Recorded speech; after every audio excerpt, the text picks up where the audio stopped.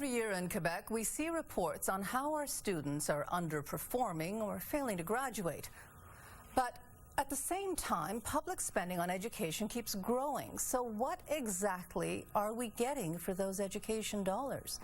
Germain Belzile is with the Montreal Economic Institute, and so nice to see you again. Thank you.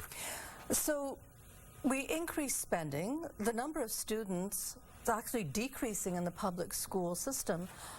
So where is this money going? Very good question. That's a question we asked ourselves, in fact.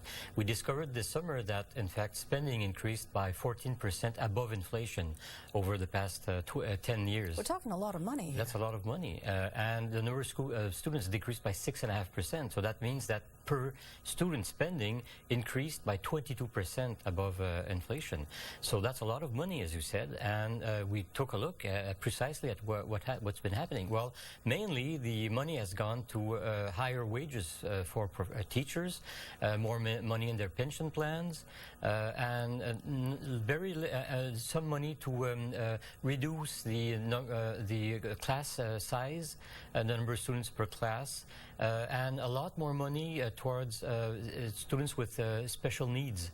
In fact, the students with handicaps or problems with social adjustments, they've gone from 16% to 21.5% of all the students. So this costs a lot of money. And in fact, not much money has been spent with special people to help students who have special needs, for example. But how is it that it went out of control? I mean, obviously, I think everybody agrees that you need money for special needs. Everybody agrees that you want a smaller classroom size. And I don't think anybody thinks, oh, well, let's not focus on just education of the general student population.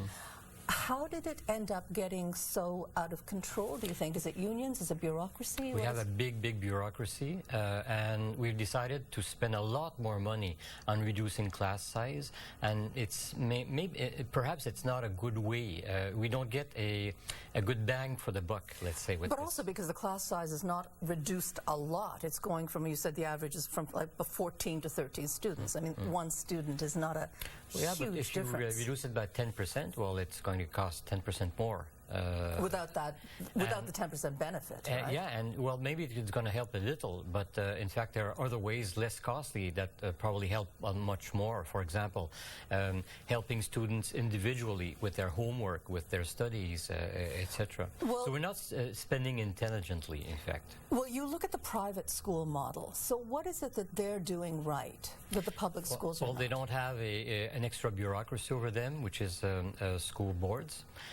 They manage without school boards, so maybe we should think of getting rid of them. They were introduced in 1841 when there was no Department of Education and when we were creating public schools, in fact. And you also say that teachers should be evaluated, which they're not being evaluated, and evaluated based on performance, not on seniority, right? Yeah, and it's possible to do it. It's done in many places in the world, and in fact, you are, I'm sure, being evaluated by the company. I am, so it's not normal. Teachers are evaluated once when they enter the system, but after that, in the French sector at least, yeah, the English does it more than the French. Yeah, in the English sector, they evaluate periodically people, and it's possible to do it in a very, let's say, rigorous way.